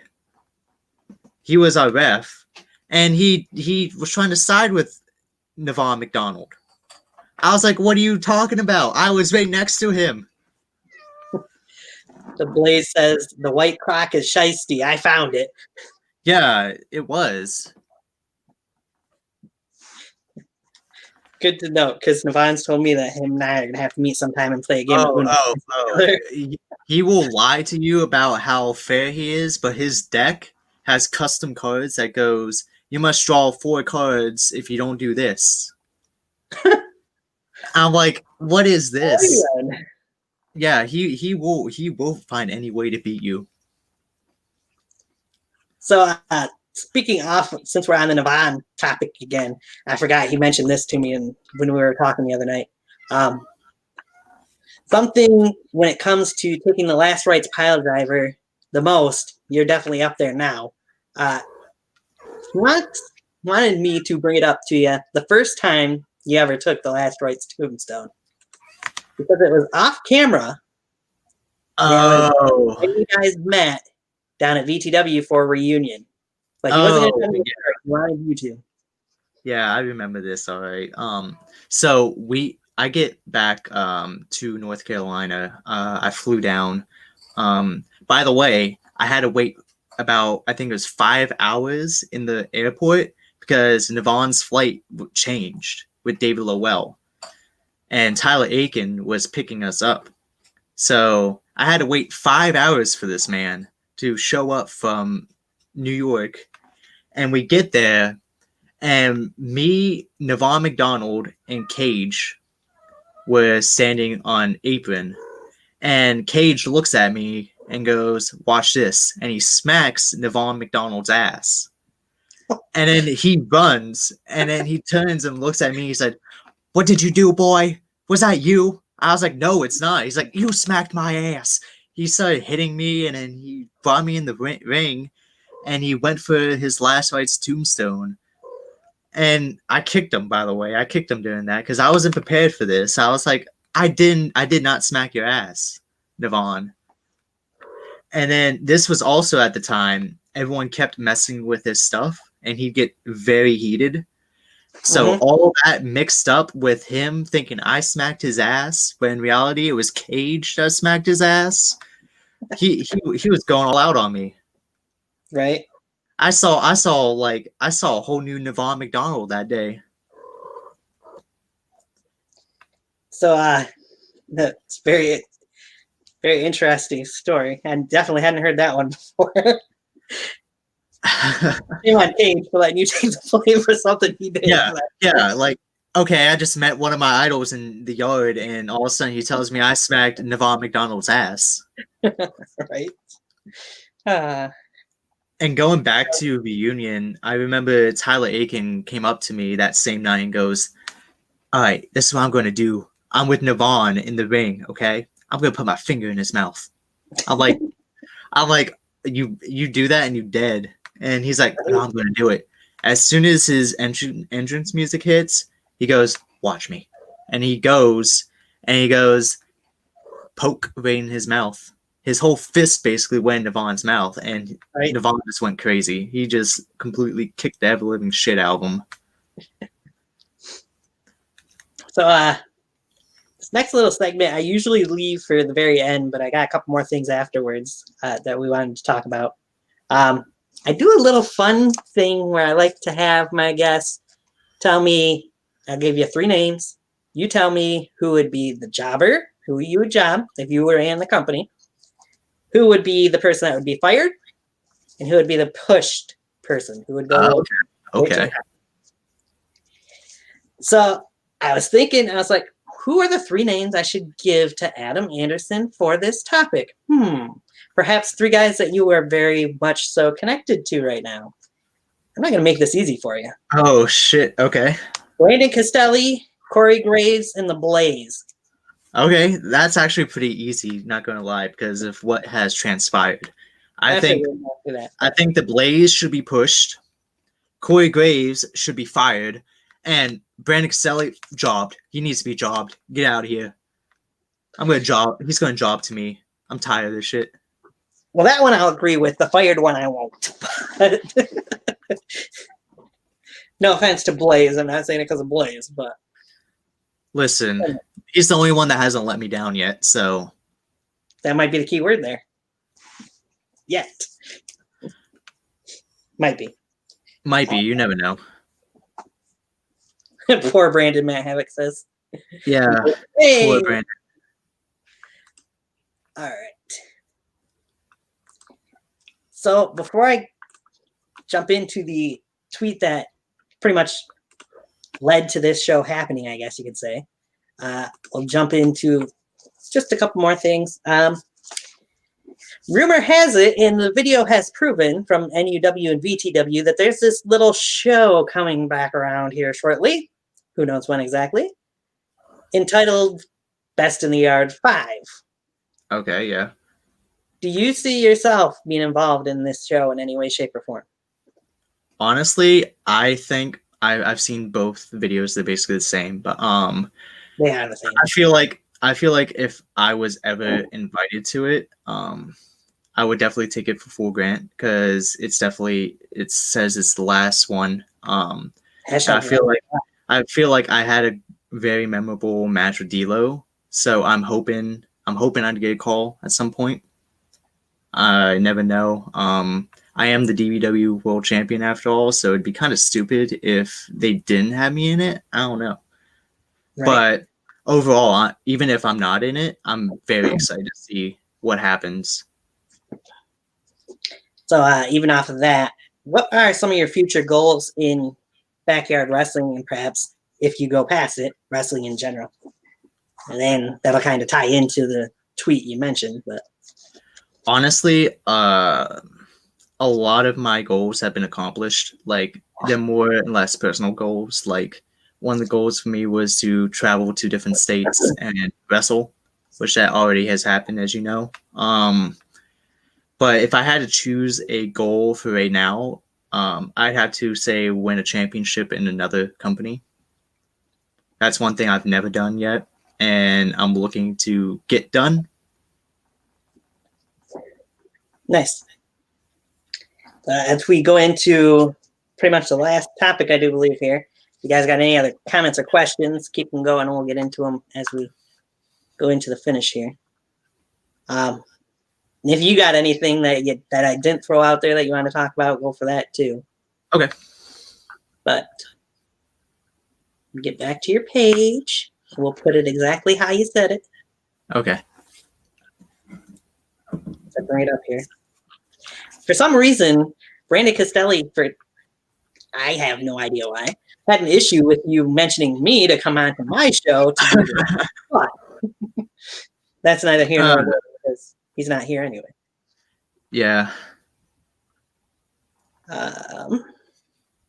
Sorry, just had to mention that. The topic being this one. You tweeted out a couple days, 9 days ago. Don't get me wrong, wrestling was fun, but soon it's time for me to move on. You have a ton of reasons why. If anyone has a podcast or something and would like to invite you to come on and talk about it, you're free. Okay. Yeah.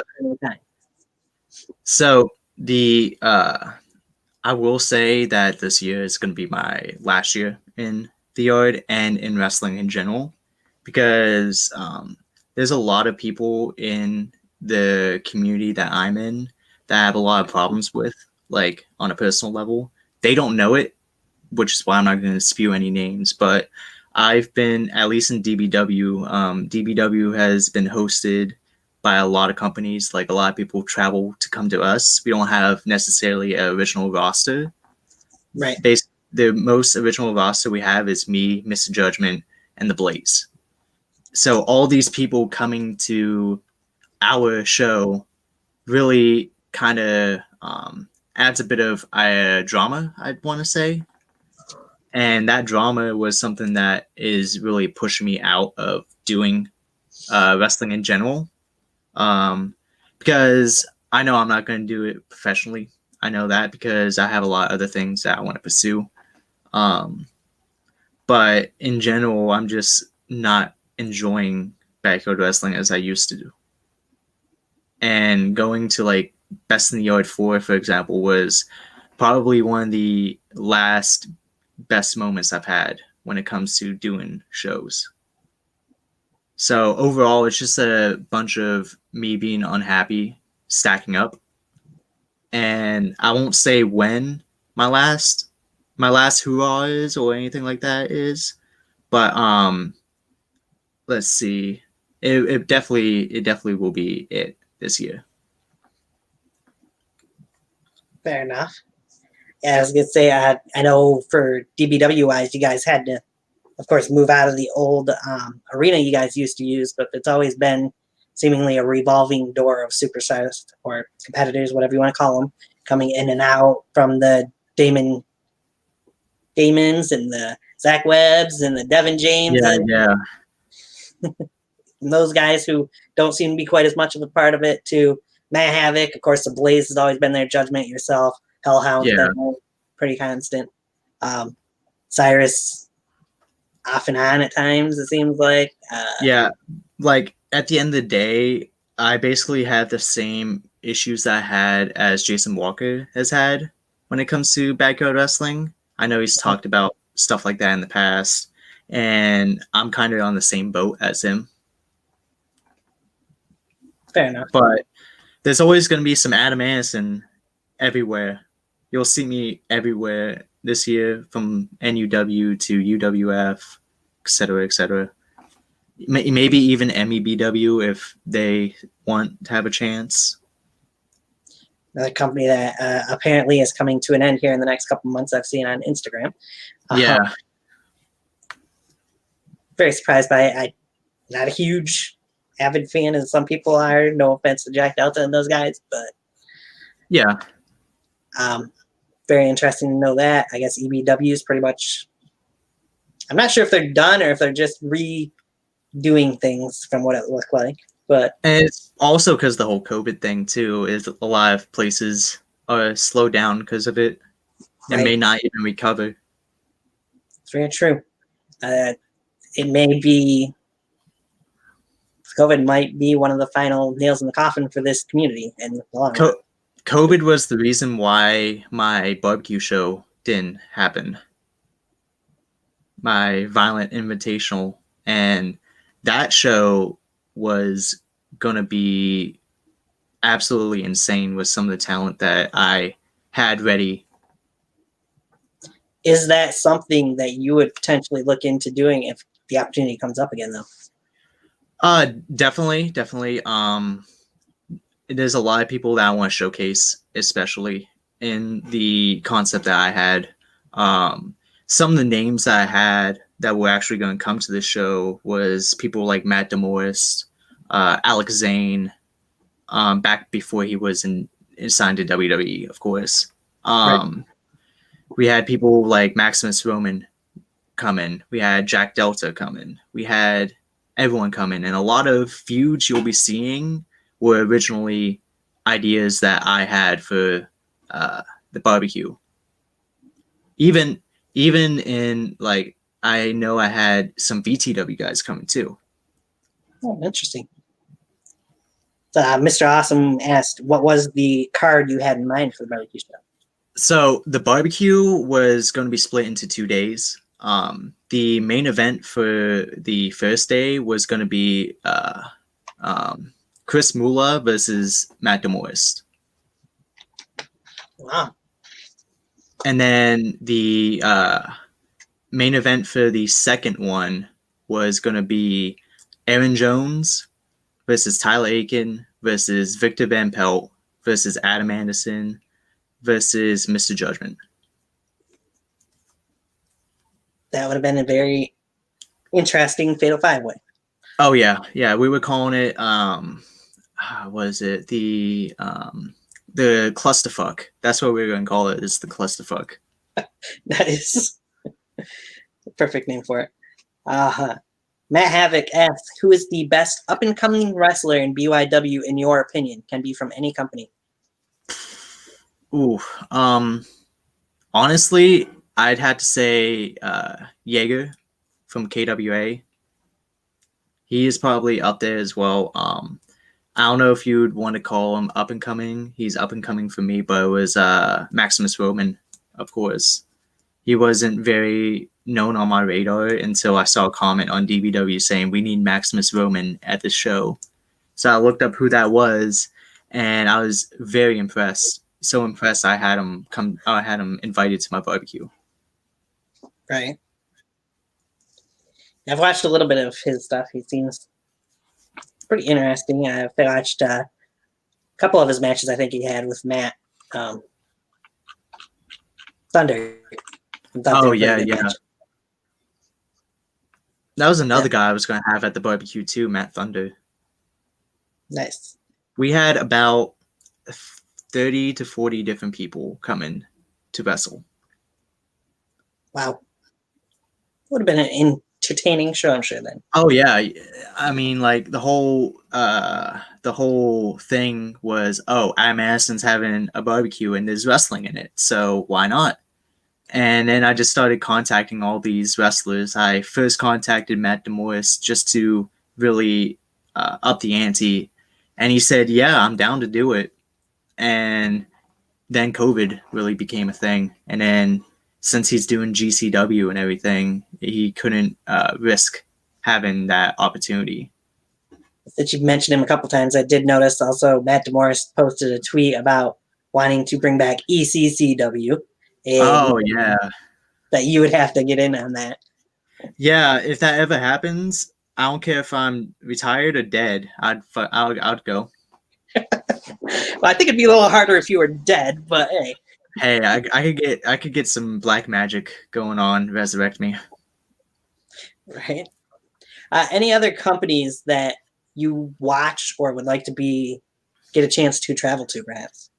Yes, actually. I was speaking to this one company called FWK, and it was a company out in Germany. And they actually had a really good setup. They had a full-on ring. They wrestled in front of crowds and everything. And we were talking, and I was actually planning to come up there. But, of course, everything went down, and all the borders got shut down. Right. Honestly, I've never heard of those guys. I might have to check into that at some point. Yeah, they're very unknown when it comes to our community, but like I found them on just a random YouTube search. They have like 500 subs, and I was like, this is fucking awesome. I want to go to Germany to wrestle. I want to be the first backyard wrestler out of our community to go international. Right? Be something. Oh yeah. Right. We're going to see if they got any more comments, but 3 people in, we're almost at the 2-hour mark. Anything else you want to mention or talk about? Not particularly right now. If anyone has any questions, then I'm free to ask, answer. Let's see what they come up with. Who outside of Novin would you say is probably your favorite wrestler, the favorite person you've been in the ring with? I gotta say, oh, that's a good one. Paradox. Paradox is probably one of my favorite guys I've wrestled, even though he's not as prolific as a lot of the other guys that I faced, like the Bad Sons. But me and him gel so well that we have like a special chemistry together that can't be matched with anyone else. Fair enough. Another person is probably Tyler Aiken. Okay.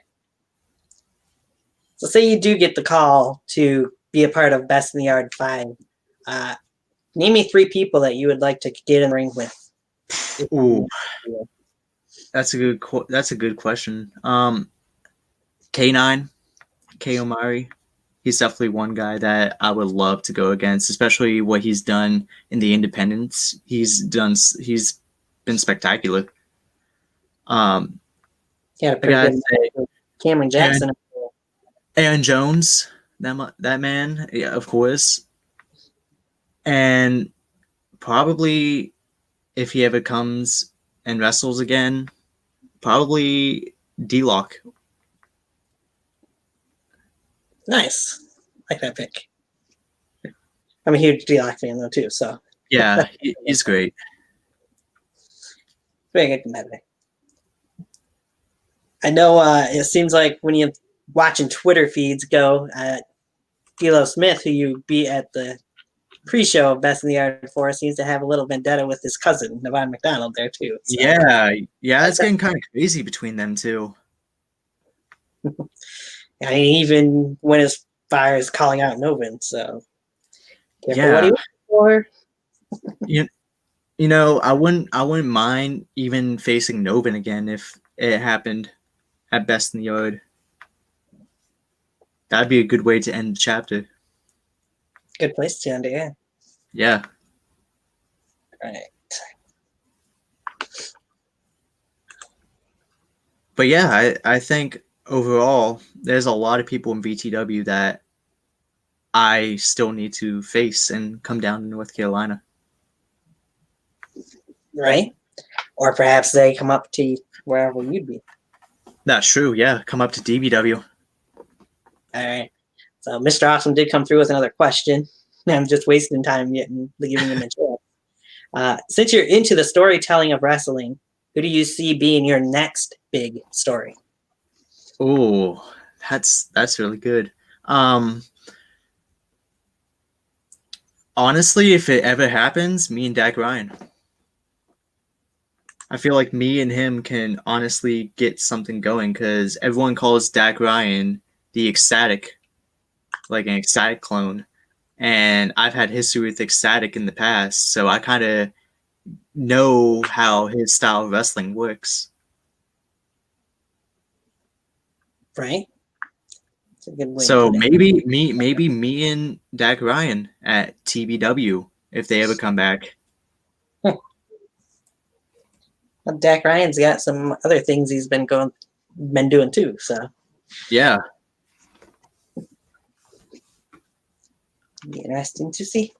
But who knows what the future may might happen? You know, like I could even be back in with Mr. Judgment again. Maybe personal grudges plus that rematch. Maybe I might even step forth with the King of the Mountain, Nevon McDonald, since I've dealt with his father so much. Right? That could be interesting to see. Maybe I'll play Arnold versus I, because me and him have a bit of a history. I don't know that Arnold would want to step into that. I'll make him. Might be the only way you could get a beat Arnold. So probably the last question we'll ask, Mr. Awesome says, what do you want to be the lasting image / impact of Adam Anderson when you take your ride into the night of retirement? I just want people to remember me as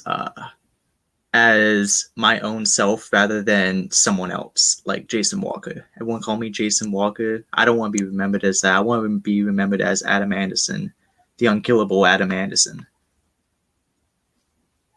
I just want everyone that are legends in the yard always has one thing that always stuck with everyone's mind. Like Matt DeMorris is always known for all the big moves that he's done, like the F10 and the move that Dominic Dijakovic stole from him, aka T-Bar, whatever the hell he's called now. Yes, T-Bar. But honestly, it's just leaving everyone to know who I am at the end of the day and remember who I am. It's very fair and reasonable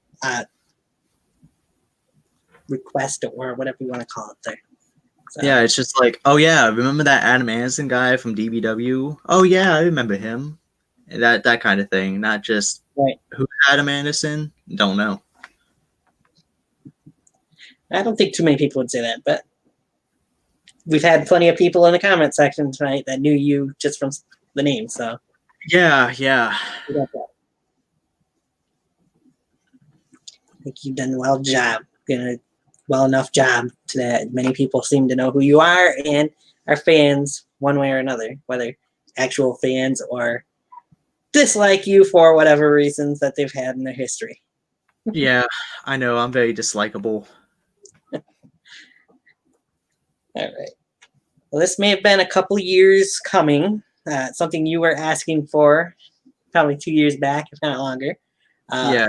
Wait. Glad I did, honestly. Other people have probably been waiting around the same time. They just got to be more persistent. I'll give them that much because you were persistent about it and would keep bringing it up at times. So, and do stuff worth bringing on here as well, because Adam, you have done that in spades over the last year or so in DBW and beyond, finally branching out to other companies. So free advice for anybody who wants their chance to get on Tiger Talks Wrestling right there. This has been fun. I enjoyed going over, hopefully you did as well, going over memory lane so as to speak with things that have gone on. Interesting to know how you're feeling about where things are at now and in the future, where you see yourself. So with that, the next time I know for sure I'll be on here will be a Royal Rumble prediction show, probably on the 30th, Saturday the 30th. Don't know what time yet. Don't have a schedule out yet for that, so for work. So we'll see. Probably about 7, 8-ish that night, I would think. Other than that, if you got any last words or comments you want to put out there for anybody, you can take that and then I'll close her out. I guess any final last words is be prepared for 2021 because it's going to be the year of Adam Anderson, the year of the unkillable Adam Anderson. Fair enough. Also, I don't have it in the comment or in the description yet, but you can also follow Adam on Twitter at Adam Anderson Pro. If you want anything else out there, we'll include it later on. But he's on Instagram. He's on Facebook. You guys know everywhere where to find me. Again, we'll see you for the Royal Rumble prediction show. The next guest on here, I haven't quite set up yet, but I'm thinking might be a guy who was on here for our recap show for NUW 2020. So that means the current NUW Continental Champion PJC. My favorite. All right. So for the Unkillable DBW World Heavyweight Champion, Adam Anderson, I thank you very much for coming on today. Thank you for having me. This has been Tiger Talks Wrestling. I am your host, Tony, of course. We will catch you next time.